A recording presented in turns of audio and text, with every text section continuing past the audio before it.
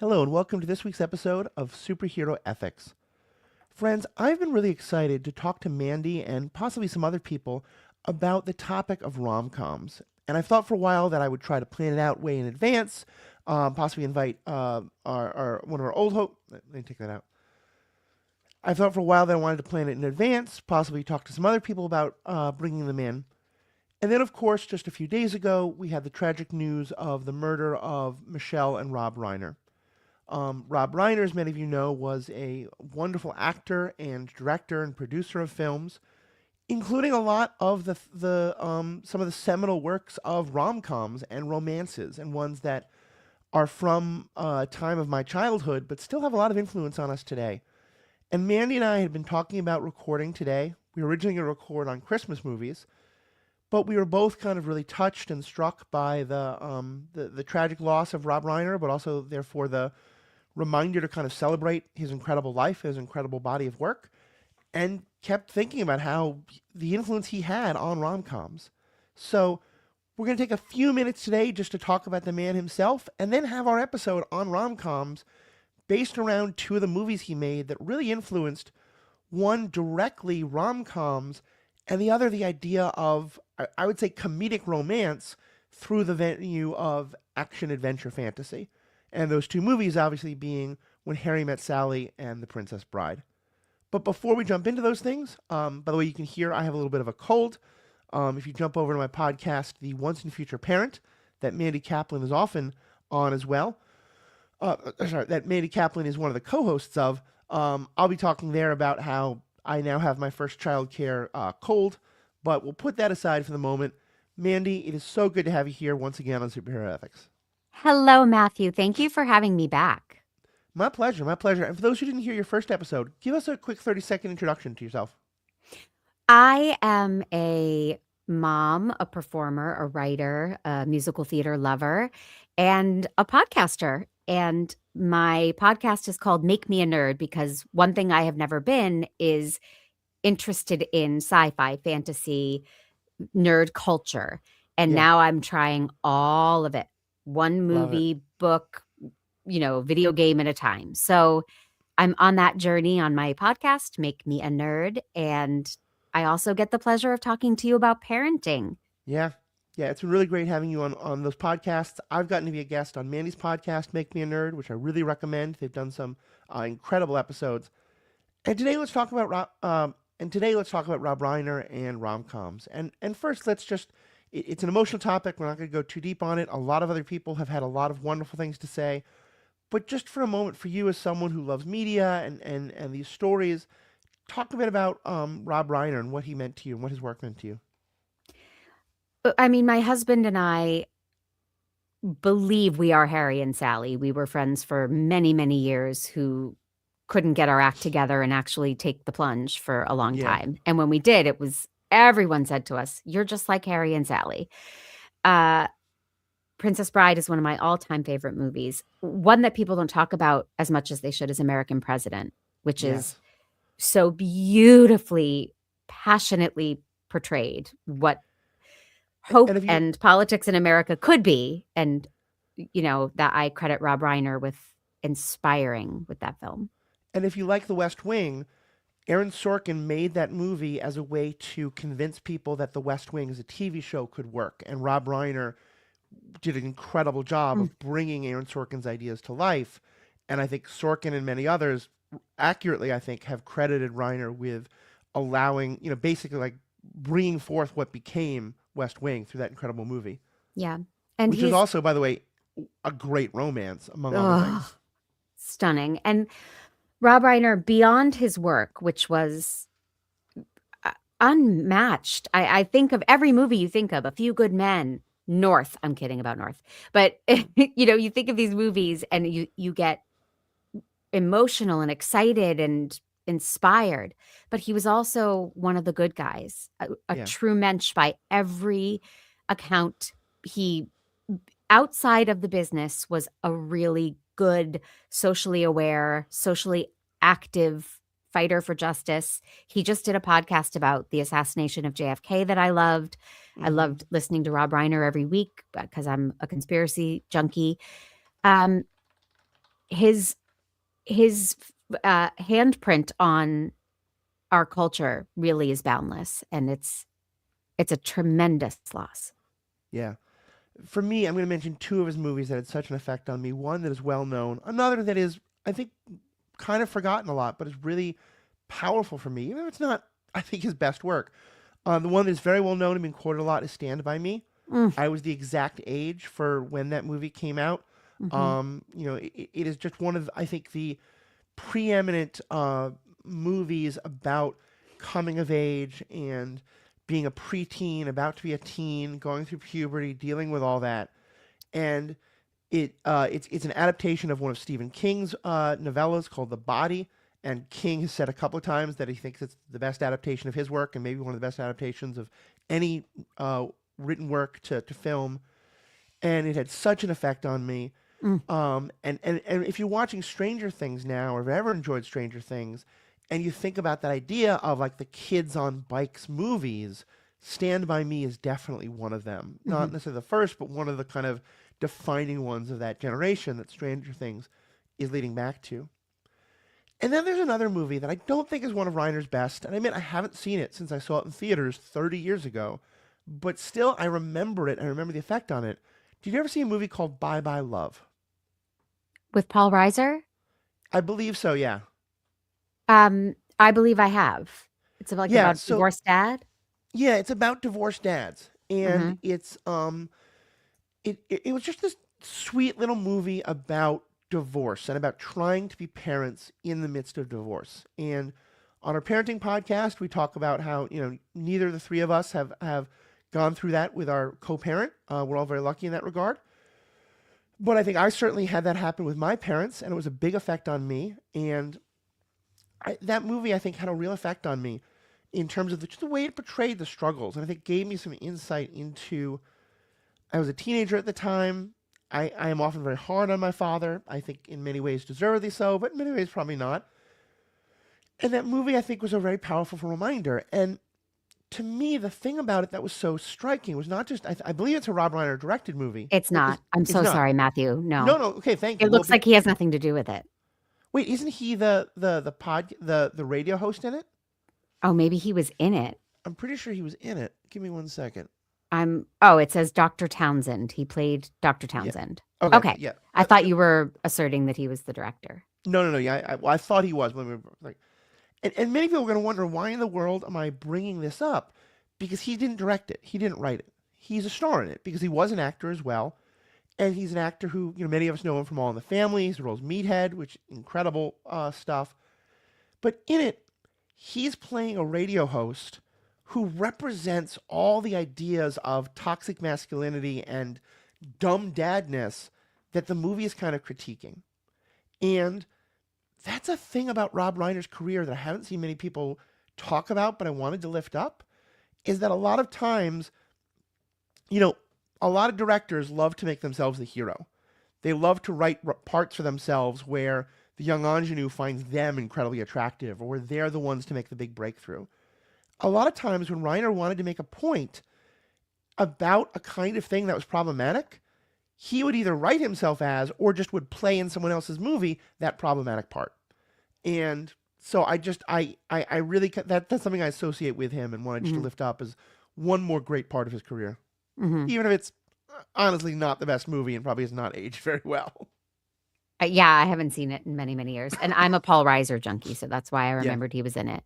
me too. Um, but I think also if you look at the outpouring of response over the past couple of days, think Hmm. about how many careers he created. How many Yeah, actors would not be where they are without him? And he seemed to always find the unusual, the exciting, the different.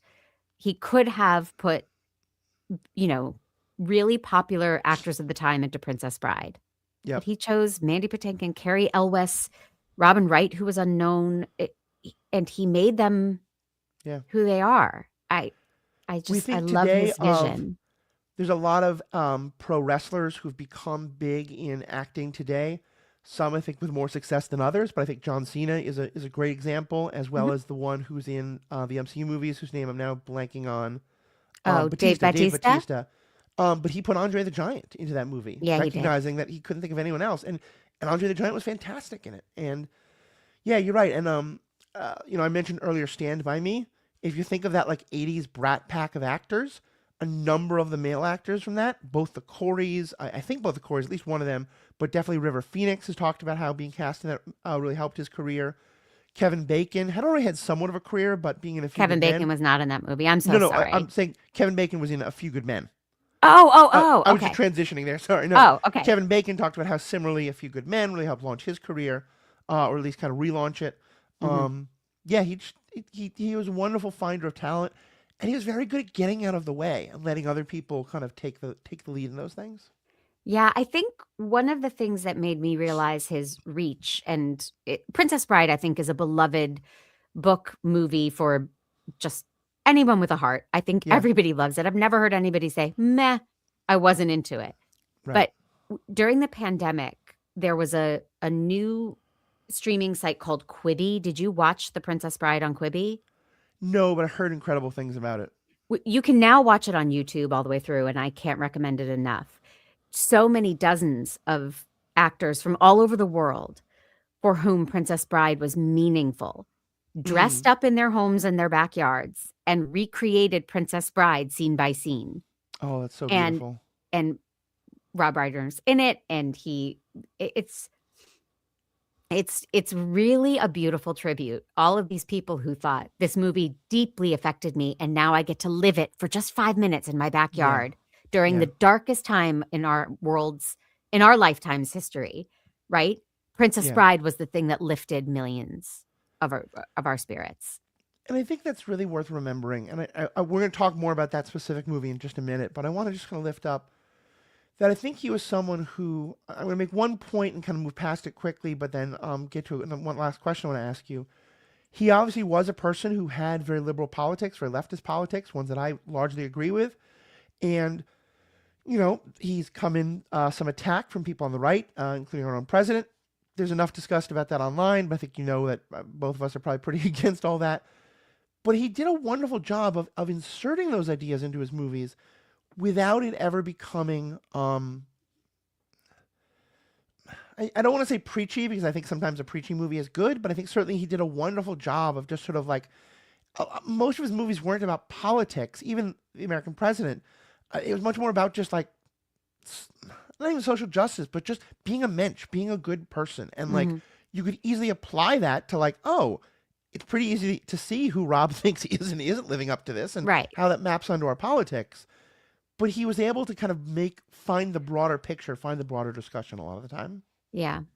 I mean, American President, yes, it's a romance. I recognize that, but for me, the politics of that movie are so fascinating and the Yes. intricacies of how you get your bill passed and then as the movie progresses, there is an evil Mm-hmm. Republican trying to take down Michael Douglas's Andrew Shepard, and it's Richard Dreyfuss, uncredited, which I'll never understand. And he says his big thing is, I'm Bob Rumson and I'm running for president. And he's just insidious through the movie. And the movie ends with Michael Douglas saying, come for me, Bob. I'm Andrew Shepard and I am the president. Yeah. And it's so powerful. And that's Rob Reiner's heart on display in that moment. You Yeah. know, I'm doing the right thing and I will continue to do that. And I will continue to fight insidious creeps like you. And Not Richard Dreyfuss, but his character. it ties so well into the romance because for those who haven't seen the movie in a long time, by the way, if you watch it and go, oh, that line sounds exactly like what happens in West Wing. Yeah. Well, yeah. Aaron Sorkin likes to repeat himself. But the plot line is that he is starting dating a woman, and the woman has a history with the ACLU, including at one point burning a flag when she was in college. And so it's this wonderful parallel story of both a person rising in defense of their partner in a way that needs to be like celebrated more, but without the toxicness, but also the political aspect of defense. He talks about, yeah, I'm a card carrying member of the ACLU. Why aren't you? And gives this Hmm. great speech about all that. Hmm. The other thing I wanted to talk about, though, and I think When Harry Met Sally is the perfect example of this, but there's so many others. and you and I have talked a little about this. I want to raise it on here. In other episodes, excuse me, in other episodes, I've talked a lot about baiting versus coding, and especially in terms of like queer baiting versus queer coding. And Hmm. queer baiting is when, excuse me, sorry. Queer baiting is when you kind of like give hints that characters might be queer in some way or another, just enough to give people hope, but are always giving yourself cover. Mm-hmm. That no, it's not really like that, I promise you. Coding, though, is, you know what, we're telling you that they are, but never explicitly. So that, yes, the people who aren't going to get annoyed about that aren't going to get annoyed about it, but we're letting you know clearly this is what it is, and maybe it doesn't even have to be named. And there's whole debates about that, and sometimes it is really good to be very explicit about that, but sometimes coding is great. And I think Rob Reiner was one of the best at Jewish coding that I've ever seen. Okay. Because in part, I was thinking about when Harry met Sally. Do you have any doubt in your mind that Harry is Jewish? No. Yeah. It's never said. There is Mm-hmm. nothing explicitly about it. But the character is incredibly Jewish to me. And I was talking with Mary, my partner, about this, and she was saying, yeah, before she met me, that probably wouldn't have occurred to her. Mm-hmm. But now, like, having met me and been with my Jewish family and stuff like that, she definitely sees it. Mm-hmm. And I think about that in a lot of his other movies as just one more thing that he did of like, because Billy Crystal is a great example of that Borscht Belt comedy. Paul Reiser is another. Woody Allen and Mel Brooks are also part of it. Mel Brooks is great. Woody Allen, obviously, a lot of issues. But I think of Rob Reiner as having brought a lot of that into the mainstream and bringing us a lot of the Jewish romantic lead in mainstream movies in ways that we're never going to explicitly say it. Sometimes more recently did, but were very clearly coded in ways that those of us who were Jewish or partially Jewish could understand. Mm-hmm. I never gave it a second thought. Yeah, it was just so clear and so obvious. Yeah. I mean, that was always my type. I actually I love Paul Reiser so much that I referenced him in my wedding vows. Oh, it's Um, amazing. Paul Buckman, the character from Mad About You. And Mm-hmm. so that type of character, your Harrys and your Paul Buckmans, that's my jam. Yeah. So but I never thought of it as, oh yeah, they don't say that he's Jewish. Yep. They don't need to, Right. right? Right. Just like the woman in Ghostbusters. I forget the character's name, but who's very clearly a lesbian. But it's in the all women Ghostbusters, but has never said that. Oh, Same Kate kind of coding. McKinnon's Kate character? Kate McKinnon's character. I think. Yeah, Yeah. I don't remember the name, but Yeah. yeah. All right.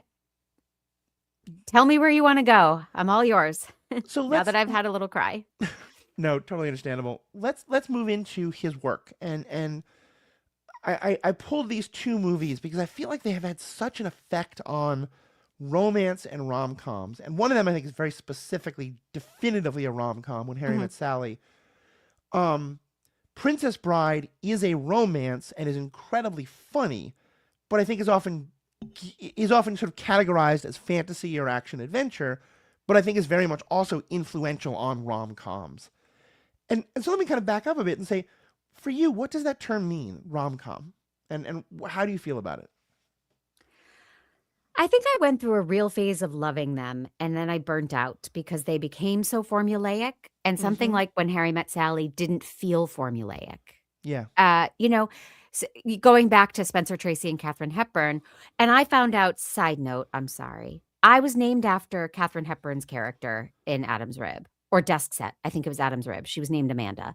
We Oh, talked wow. about where our names came Yeah. from, and I said, I don't know. Well, my mom told me that was it.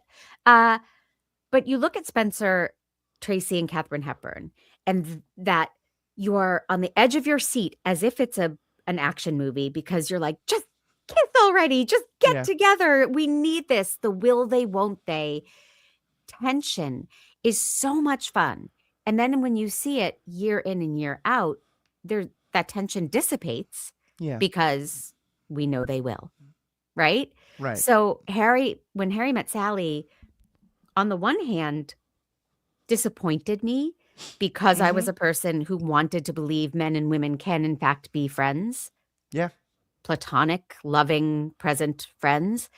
And I still get bugged by the idea that movie saying no they can't, Right. right? Bruno Kirby was right. Sex is always entering the picture. That bugs me because I do believe that people, and it's not men and women, it's anyone who is attracted to anyone, you can be friends and not have Right. sex with them or fall in love with them. That is perfectly legitimate.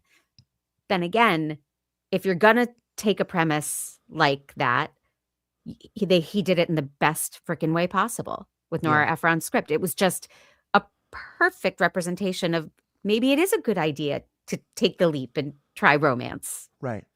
Well, and do you know the story about why the movie ends the way it does? I feel like I do, but tell me. Because originally the ending was going to be that they, for those who haven't seen the movie, I'm going to strongly recommend you hit pause and watch it. It is just a phenomenal movie in so many ways. In many ways, I also realized it's a love story to New York City in a way that I'd forgotten. And I definitely drove my partner crazy being like, oh yeah, that scene is shot right here. And here's what because every scene in that movie, I have a personal history with. Sure. Excuse me. But for those who haven't seen it and don't want to watch it, they meet a number of times. They're never quite able to make a friendship work, and then they do make a friendship work for a long time. And I would actually push back on your thought on that a little bit. But even before we get to that, and then they're both dealing with the ends of relationships, and kind of that's how they're originally friends. Is that they're like, neither one of us wants to date anyone. We just need to not be alone in our grief. And then she finds out that her ex is getting married when he had always told her that he didn't want to get married. You know, it's very he just didn't want to marry me. Exactly. It's such a relatable moment. He goes over to be with her. He's physically comforting her, but clearly not in a sexual way.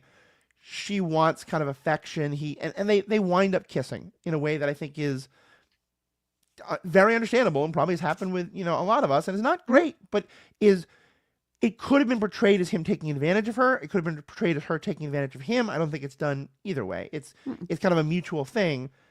They feel like it was a mistake. They both walk away from it.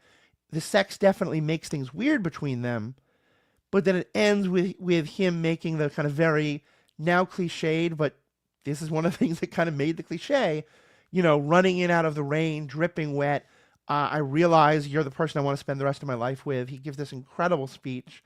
She kisses him, and if you ever wonder kind of what's the origin of "you had me at hello," like his speech here and her response is what leads to that kind of thing. Mm-hmm. Originally, though, they were going to go back to being friends. Mm. They were going to realize that the sex was a mistake and go back and have a friendship and prove that the adage is true.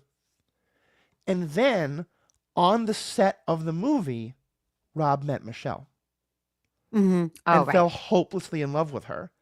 And was so kind of overwhelmed by romance that he wound up convincing Nora Ephron, who, and I'm not going to get into the details of this at all because I don't know any more than just what's in the press, but like she had gone through a very public, very ugly divorce that had been cataloged in the movie Heartburn in a really powerful way, and he convinced her to rewrite it as having this happy ending. So I think that the point of I agree that it's muddied by that a lot. But I thought the point of the movie isn't that the adage is wrong.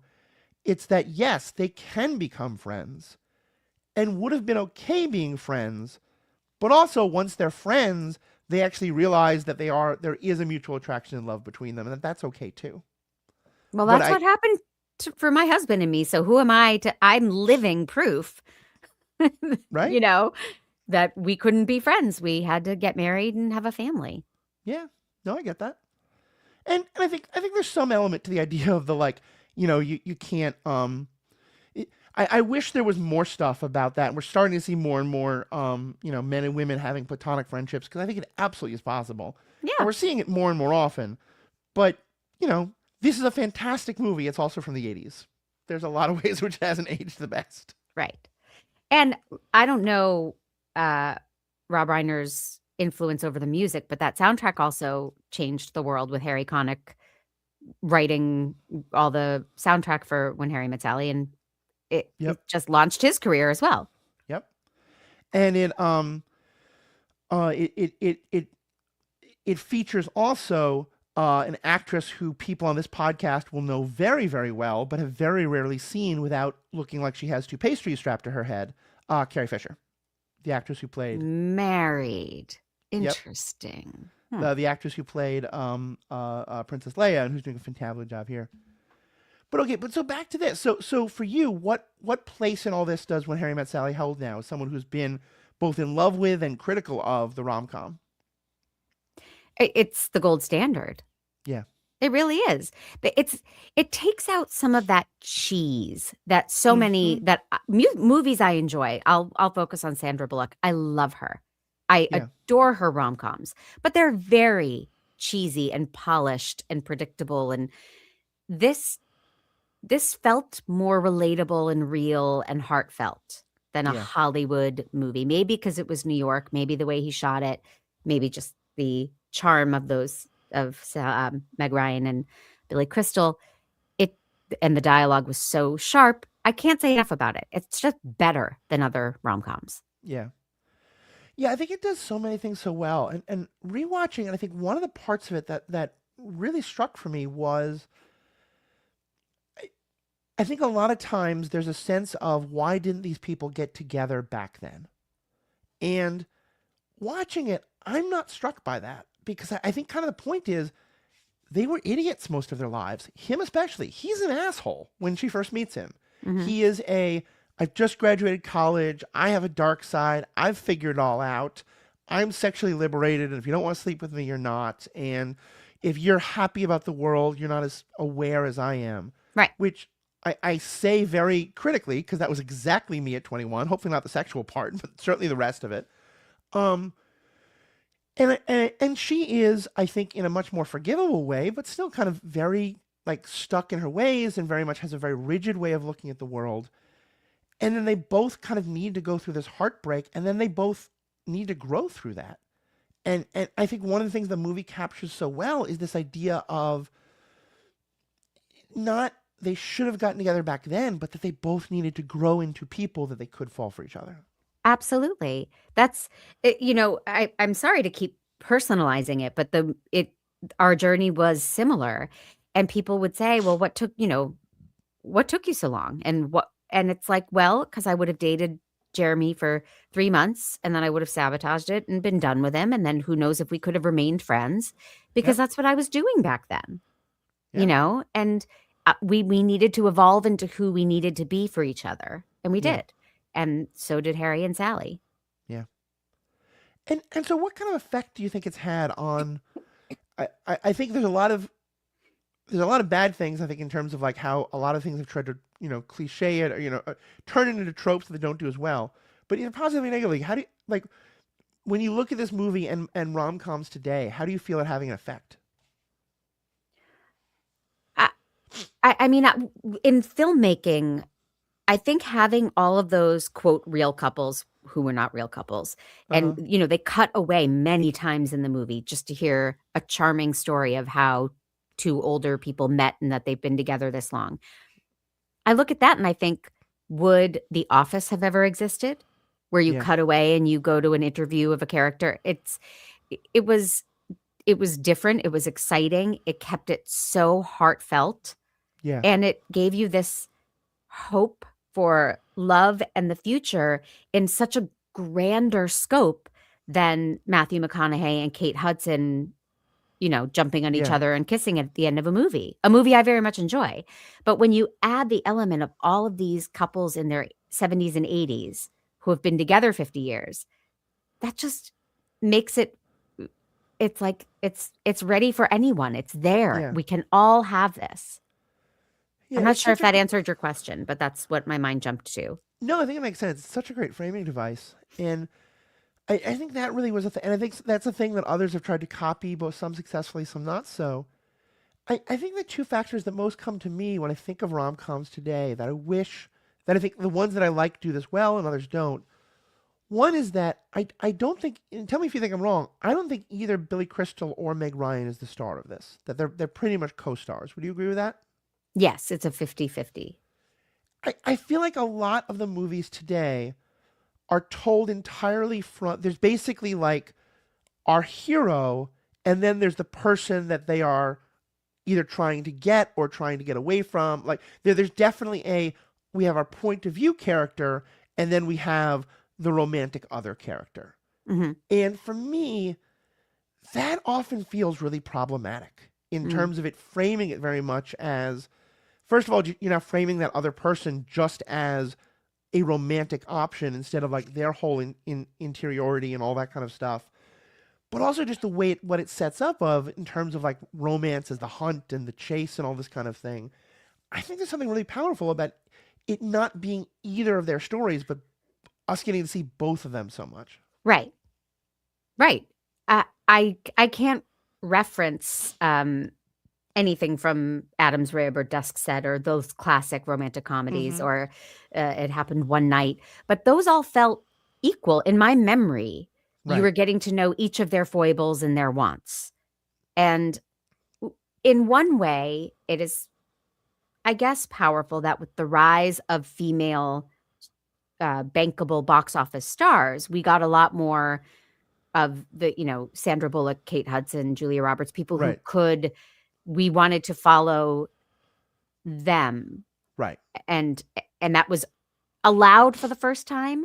And I think maybe now we're course correcting back to a more equal thing. But it Yeah. was, My Best Friend's Wedding and all of these movies that were about a crazy lady trying to find love. Right. And that's fair. And I probably should adjust. So I think that's a fair kind of critique of that, because you're right. I think there's a need for that. And that's an important thing. And having that has been so important. But I think you're right. That's now we're seeing a little more of the correction of like, how do we do that and still have some of them be very much the woman centered, and that's great, but still have, from whatever gender the person they're seeking after is, or being pursued by, whatever it is, some of that person's interiority as well. Mm-hmm. I think that's the other thing that brings me to something I think this movie does so well that I think a lot of other rom-coms don't. Well, I guess maybe this isn't true. No, actually, as I say that, I realize I don't think this is actually accurate. 'Cause I was going to say something about how both of them have this wonderful. Well, yeah. Sorry, you hear me thinking out loud. I was going to edit this, but I'm not going to. I think one of the things I love is that both of them have their other friends who they turn to Mm-hmm. and go to as reflecting boards. And I think a lot of times maybe that's the because I was going to say that and say many other movies don't have that, but of course, no, they do. The best friend part is always a really important part of a rom-com. But I think often we don't see if it is focused on one person, the other person doesn't have the best friend they're reflecting against.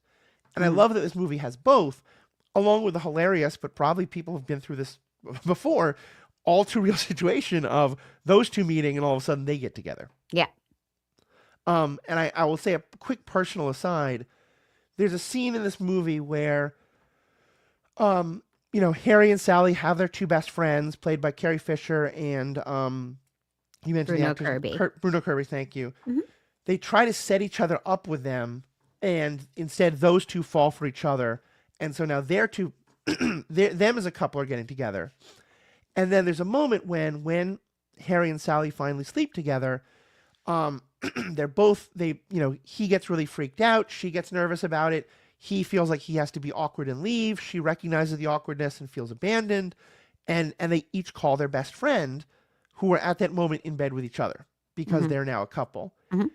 Mary and I, we were part of a circle of friends. And, excuse me a second. Mary and I got together in part because each of us were good friends with other people who were friends with each other. We were kind of part of a circle of friends who hadn't really connected much. We did connect. But each of us was good friends with someone else in that circle who were also having their own romantic drama. Mm. And our second date was spent cuddling and watching a movie and doing, getting to know each other things, while each of us were getting texts from our respective friend about the problems that the two of them were having on their date. Mm-hmm. And so just that scene really hit hard for us personally. Yes. Yeah. Yeah. Carrie Fisher says, "Promise me I'll never have to be out there again." Yeah. Yeah. And I don't know if you had because I hadn't seen the movie in a while, I had a moment watching this of, oh God, does that mean that she and Bruno Kirby are going to break up? Because actually I think a lot of times in movies today they do.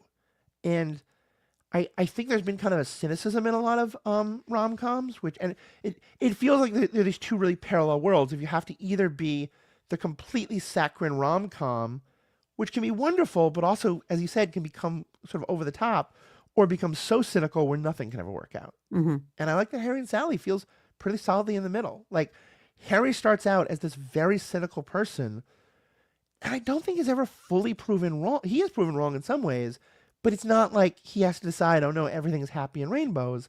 He just they find a middle ground. Yep. They grow up Yeah. as friends, you know. Now, last thing I want to just say about this and then turn to Princess Bride. Today, I think, while there's still lots and lots of awful stuff in society about women's sexuality, women expressing their sexual needs and desires as part of the rom com is now, I think, becoming more part of the formula often a lot. And at Hmm. times, Bridesmaids was a great movie. And in part, people were sort of like, wow, this is a level of realness about women talking about sex that hadn't happened often. When Harry Met Sally, this was made in the 80s when that was not really a thing. And one of the most famous scenes in it is when they, as friends, are talking about, he's convinced that no partner of his has ever faked an orgasm, and she's not believing it. And he's like, no, I could always tell. And so she decides, this person who's been introduced originally as kind of a very uptight, like Buttoned not up. PDA person, fakes an orgasm right in the middle of a diner. And famously, one of the best lines said by a character, was only one line in the movie. An older woman looks over her and says, "I'll have what she's having." Hmm. Talk about the importance of that scene in terms of like all the stupid ideas people in society have about women's sexuality and stuff like that. If Oh, you want to talk in general, or just talk about what it meant to you, or however you want to answer that question. well, I just think it went there. It wasn't implied. Like you talked about coding. Yeah, This was just actually going there in a way that is not realistic. I don't think a lot of people in real life would fake a very loud orgasm in Katz's Deli, hmm, but it went there to show her to show her evolution, and now he's the one who's embarrassed. And I just I do love that it showed that they can talk about sex, and the scene starts with them coding a lot, and it's all implied, and he's like, what are you saying, that women fake, or and they're right, they're trying not to say it, and then they just say it, which yeah, probably opened the door for lots of actresses to be free, funny, sexual on film, and really go for it rather than this implied right. stuff. Yeah, because at first, and he's the one who's willing to say it. She's being very cagey. She's very couching her language, and he's the one who says, "Are you saying that they fake orgasms?" Hmm. And yeah, I think that's a real power that she's the one who's willing to be like, because I think there's often a real like with any gender, but especially obviously this is very gender laden. But like when you realize that someone is trying to embarrass you, if you actually are the one who's not embarrassed by it and can turn that around, it's a great tool, Hmm. of like ending the like, yeah, I don't care if you talk to me about this, this thing doesn't embarrass me. Right. And her, like you said, shutting him down, proving him wrong, but also like he liked needling her. He liked being a bit of a jerk and kind of poking at the fact that he was more comfortable about this in public than she was. And I think it's a great way of putting him in his place. Yeah. I'm guessing he doesn't make fun of her about this in public again because she kind of wins. Yeah, it's empowering. Yeah. Yeah. Any last things you want to say about this movie and rom coms? I don't know that there will be a better one. It is, Mm-hmm. for my money, the best one, and I don't think it would have been as good in someone else's hands. Yeah. It needed Rob Reiner's humanity and willingness to go there. Yeah. It's a perfect movie. Yeah. I think that's really true. And I think the fact that, like, all of the characters in this movie get to have their humanity. As I Mm. said, it's to me, there's something really kind of random and weird when um, I I don't even know the name of the actress who says that one line, "I'll have what she's having." That's Um, Rob Reiner's mother. really? Yeah. Oh my god. Okay, that's that's an even more dimension to it. And Carl Reiner, Rob's father, by the way, was a big Hollywood person as well. And yeah, was she an actress in her own right, or was that just No. kind of her? Yeah. And it's such an iconic line, and I think Hmm. you can put a picture of her in a meme today, and everyone will know what that means. Hmm. So just kind of a cool movie thing.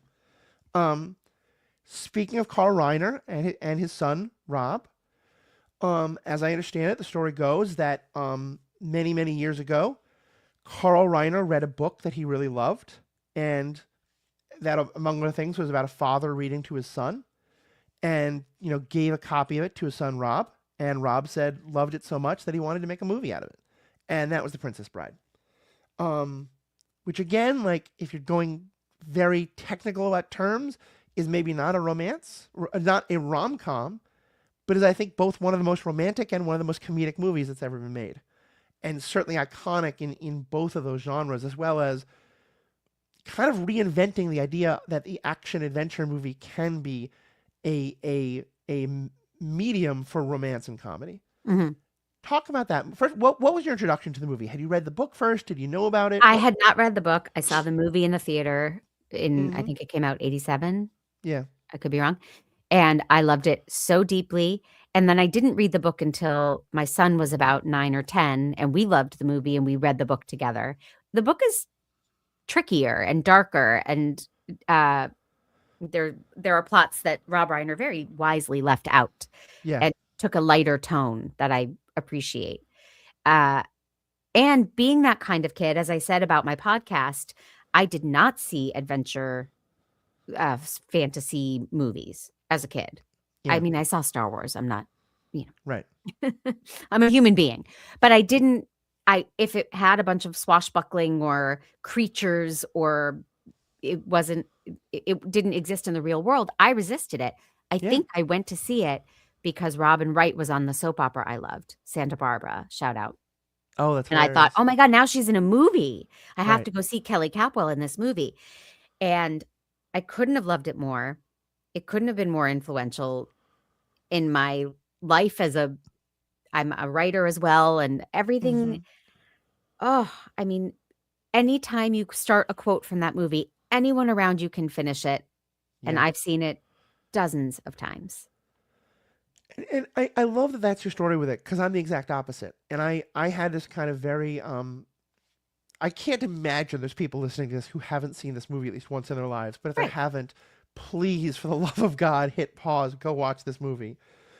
Um, but the central framing device of the movie and of the book is that in the book, a father, in the movie, a grandfather, is their son is sick, a young boy, like 8 or 10 or so, and they are reading this book to their son or grandson. And the book has a whole other thing about like that his father had read it to him, but that actually the book is this like much longer history of the war between Florin and Gilder, and his father had just told him the good parts. And so this is like it's this whole meta thing that William Goldstein loved to do, of a book within a book within a book. Putting all that aside, when I was a kid, I was able to walk to school, lived in New York City, and me and a couple of other kids who went to our school all lived close to each other. And so when we were still pretty young, like first grade, second grade, third grade, the fathers all kind of organized that once a week they would rotate 4 of them through the month. One of the fathers would walk all 4 of us to school every day.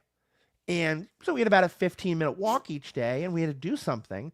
And my father decided to tell all of us the story of A Princess Bride. Oh. And this was before the movie came out. It was Hmm. like early 80s. And so it's a very kind of like meta connection to the movie. Hmm. And so I kind of was nervous about seeing the movie because, like, my father loved this book so much. I now loved the story. And I think it was one of the reasons why I think a lot of times I'm really hopeful, and don't have the cynicism a lot of people have, though I have some of it certainly, when a favorite book gets turned into a movie, is because of how well this was done. Hmm. And yes, I loved some of those hard parts of the story that you probably didn't, because I was 8 years old, and a longer description of the gruesome tortures that the Count puts Wesley through, really, my 8-year-old heart loved. And I was bummed they weren't in the movie. But I totally think you're right. They had no place in this movie. Hmm.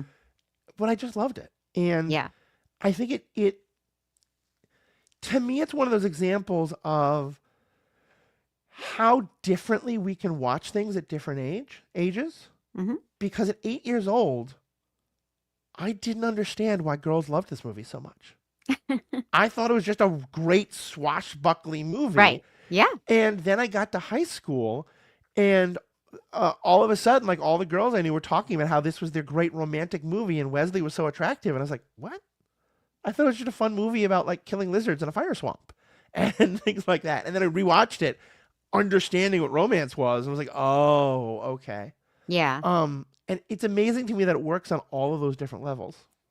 It does. And yes, it's swashbuckling, but Inigo Montoya's journey is an everyman journey. Yeah, Revenge is such a powerful thing that is for girls, boys, and everyone in between. It's not a male thing, yeah, very and much you so. are just rooting for him to find the six-fingered man and kill him. And the humor didn't feel like boy humor. Yeah, Inconceivable. Like all of it felt like it was made for every person with a pulse to enjoy and laugh at and get swept up in. yeah. It's a perfect movie. I think that's so true. I think there's so much of it that is just so. And every time I hear someone want to remake it, I'm like, God, no, do not touch it Except because this Quibi thing, I will say that. okay, sure, but that's recreating, I think, rather than trying to do a remake. Yeah. Because among other things, and granted, I have a podcast that's all about questioning the ethical decisions of things, and Yeah. I've talked an awful lot about revenge on this Mm. podcast and whether revenge is a good thing. And if someone ever asks me to talk about is Inigo Montoya doing the ethical thing by killing Count Rugen once he's kind of defenseless and beaten, I'm going to throw him off the podcast. I don't want to think about that. And the Hmm. movie does a great job of saying, of putting you in a position where, like, yes, Humperdinck gets to live and the Count gets to die.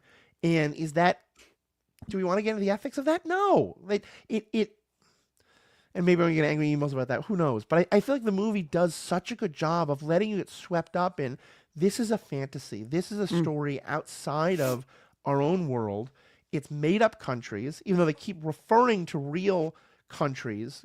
I found you in Greenland and things like that.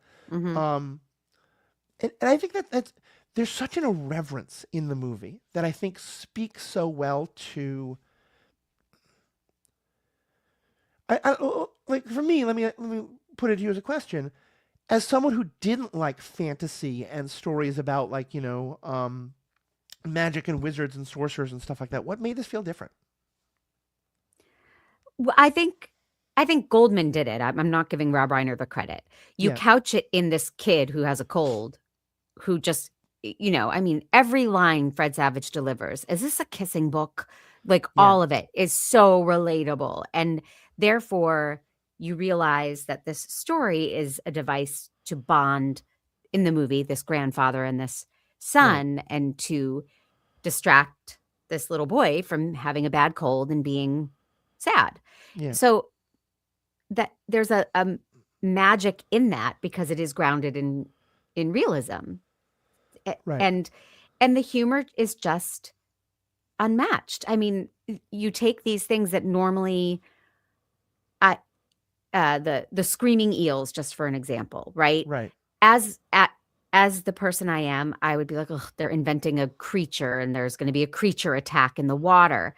And then they immediately cut away to the grandfather saying, "You look a little nervous. You okay?" Yeah, And the kid's like, "Oh, yeah." And then he starts with the eels shrieking and sorry, shrieking eels. And he's like, "Grandpa, you read that part already." All of that has kept it in the real for me in such a yeah. I great can see way. that. Yeah. I think that really does a great job of it, and also kind of again points to the romance being the heart of it, and also there's so many. It's about these nations of Florin and Gilder, and this sounding like this very made up world, with brute squads and torture devices and things like. Well, I mean that's very real, but you know what I mean. Um, but then they keep throwing in these real life references in ways that I think also help to like remind you this is fun, this is silly. Mhm. He talks about like finding Fezzik. Do you want me to leave you alone, friendless, hopeless, in Greenland?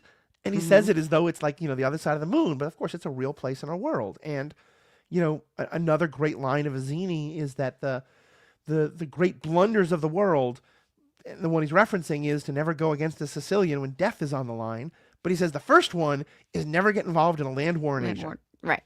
He's making that in the mid 80s. Yeah. Everyone knows he's talking about Vietnam. Everyone knows he's talking about like all this mass morass of problems that have happened of people getting involved in land wars there.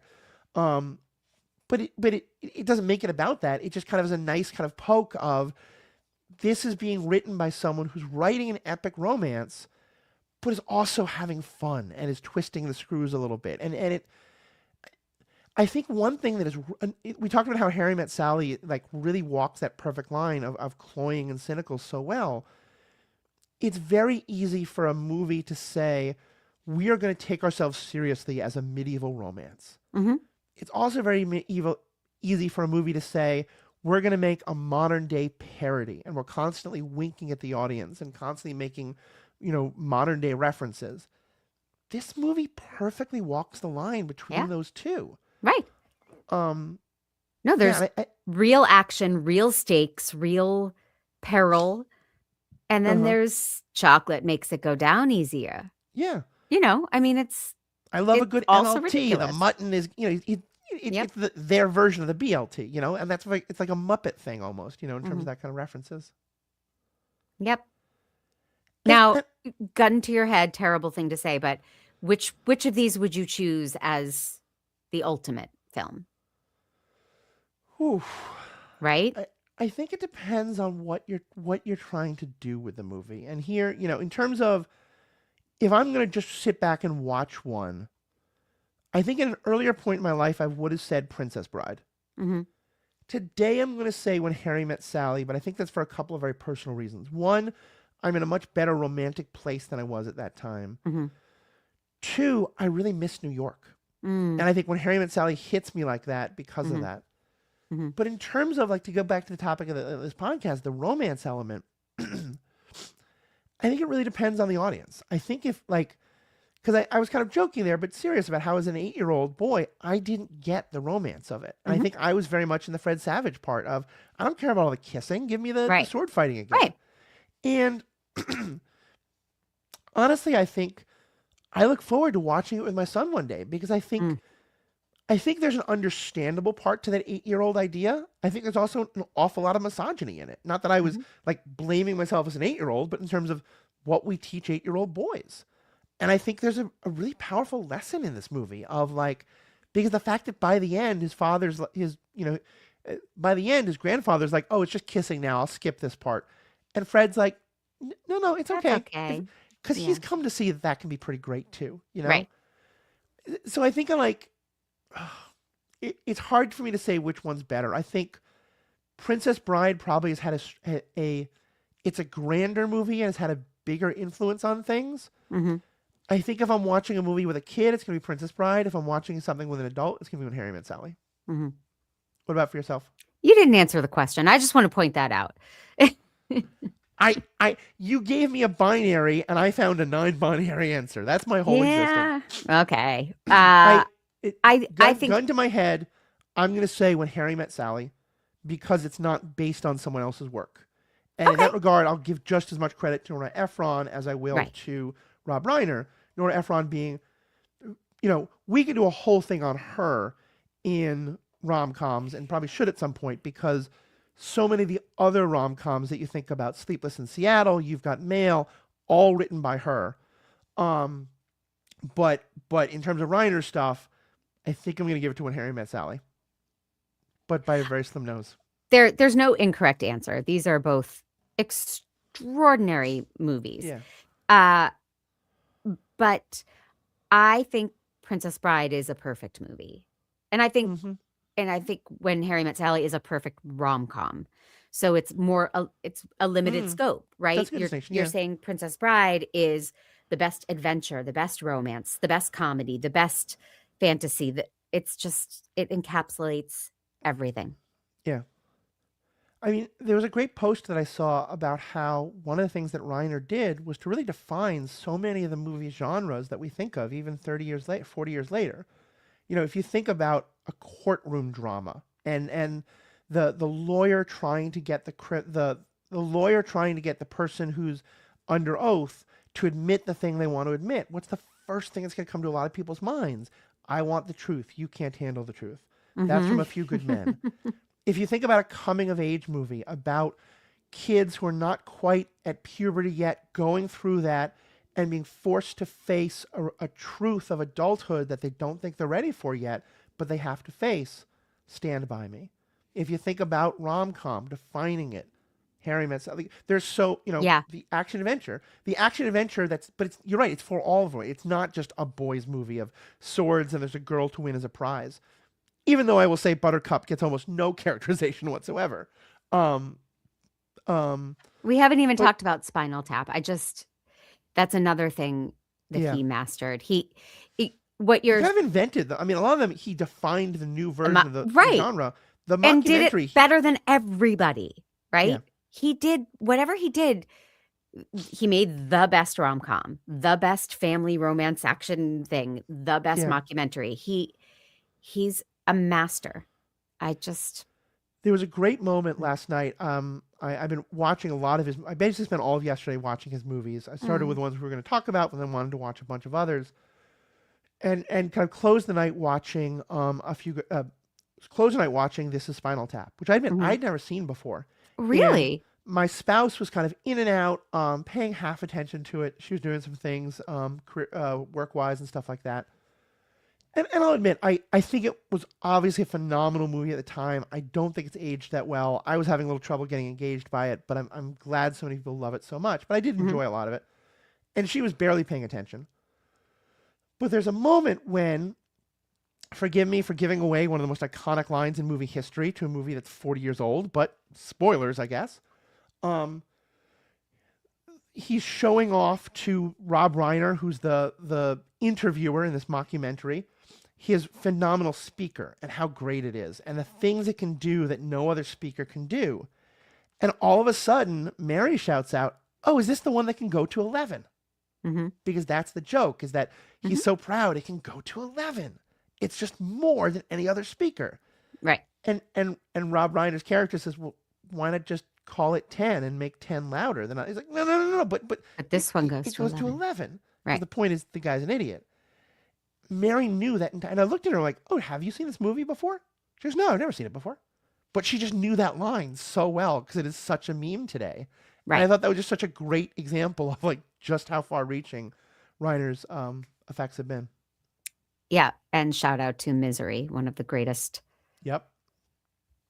two-hand or, what I don't know even what you call it, a thriller, a suspense, but Yeah. oh, And kind of really launching Kathy Bates's career in hmm a really great way.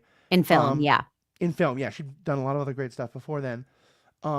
And also being another phenomenal adaptation of a novel. Yep. Stephen King.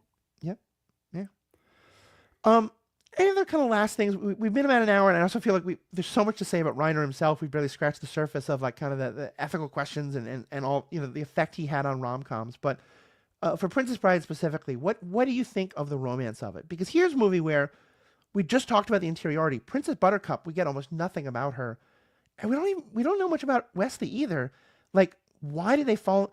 In Harry Met Sally, we get 4 different meet cutes. We get hmm so much about who they are, hmm what it is. These two, it is literally nothing. It's just Well, I do think he that's a loved her and she nod. loved him. Right. That's a nod to the time they were this timeless, you know, I Yeah, can't name the actual era, but true love never dies. yeah, Death cannot stop true love. It can only delay it for a while. yeah, Who doesn't want to believe that? yeah. So it's that the message is that love conquers all, and that is timeless and perfect. And I'd like to believe that. So And, that's why this movie resonates. Why the romance resonates. and to me, I think that's why pairing it with When Harry Met Sally and knowing that the same guy directed both is so important. Because Harry Met Sally is all about understanding these two people and why they couldn't fall in love at this point in time, but why they do at this point for all these complicated reasons. And here's this other movie that says these are two beautiful people who live together, and guess what? They're in love. Hmm. And nothing else matters. We don't need to have any understanding of that because it's about love being challenged and love conquering all. And I think both of those messages are great. And I think it's a problem when movies are just about love conquers all and there's nothing else to discuss. We don't talk about the problems that come up. Hmm. And I think it's a problem when we kind of forget that there's something magical and wonderful about romance and love. And I just love holding these two in tension for that reason. Agreed. Yeah. Well, this has been wonderful. Thank you, Mandy, so much. Thank you. Tell us more about where people can find you. What are you doing on make me a nerd these days? MakeMeANerd.com. I've got lots of great stuff happening. And then coming up in the new year, I'm going to do Hunger Games, both the book and the movie, because why not Yep, really deep sure. dive into something that was such a cultural phenomenon. And I'm doing a movie that I saw when it came out and I didn't like it, and everybody's nerdy about it, The Big Lebowski.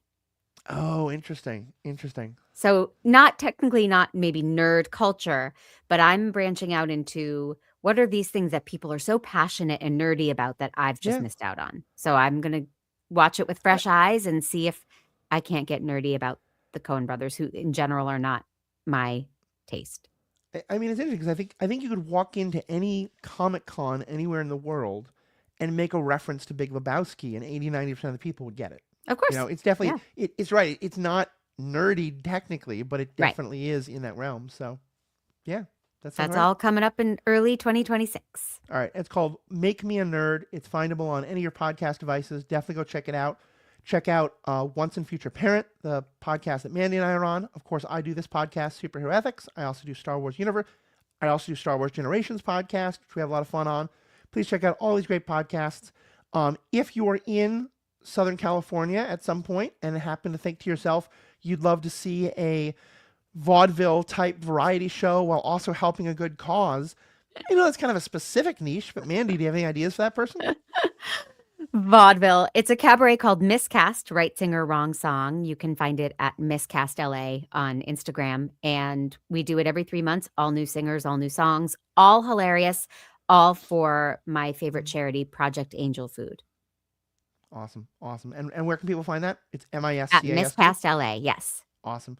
Thank you so much, Mandy. Love having you on every time. Thank you to Thank our you, audience. Let us know Matthew. what you think. All the feedback information is in the show notes. May the force be with you.